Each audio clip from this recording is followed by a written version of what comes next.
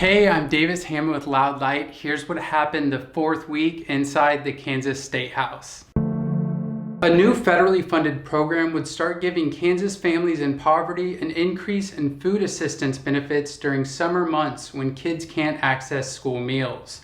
The benefits are set to start this summer, but House Welfare Reform Committee Chairman Representative Auerkamp has introduced a bill to stop the state from rolling out the program. If the bill passes, Kansas kids in poverty will be denied roughly $120 in grocery assistance over the summer months. Model legislation are bills written by national groups and shopped around the nation to state legislators, often by taking legislators on vacation conferences to pitch the proposals. Such model legislation is extremely common in Kansas, and this week a House committee heard model legislation aimed at undermining diversity, equity, and inclusion programs in college. The bill would prohibit and create legal penalties for public universities that ask questions about diversity, equity, and inclusion and related topics during the hiring process, meaning a university may be sued for asking faculty to pledge to make campus a welcoming and inclusive space for all students. The bill raises a variety of constitutional free speech concerns, and the Attorney General informed the committee that if passed, the law may result in years of legal challenges at an unknown cost to the state. For the last several months, Kansas has brought in less tax revenue each month than expected, with the revenue estimate versus actual shortfall hitting $64 million for the month of January alone. There are a variety of factors that contribute to the ongoing shortfall in revenue, including the ongoing impacts of a tax cut bill passed in 2021, when a veto by the Democratic governor was overrode by Republican legislators to create a variety of new tax write-offs for large corporations and wealthier Kansans.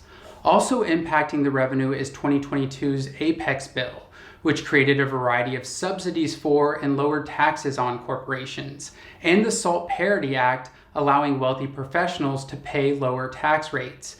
It's unclear how or if the revenue shortfall revelation will impact the debate on more tax cuts in Kansas, but it's now clear that the state doesn't have a full grasp of the impact and consequences of the tax cuts enacted over the last few years. The legislature has started looking into issues of artificial intelligence and political campaigns. The House held a hearing on a bill making it a crime to use artificial intelligence to create images, videos, or audio of candidates or public officials that are realistic but false. The proposed additions to the Kansas Corrupt Political Advertising Act would allow campaigns to create such deceptive materials only if they add a disclosure that the content has been manipulated. This comes as international concern is growing about the use of AI, and some candidates in the United States, such as Ron DeSantis, have already utilized AI to create deceptive media.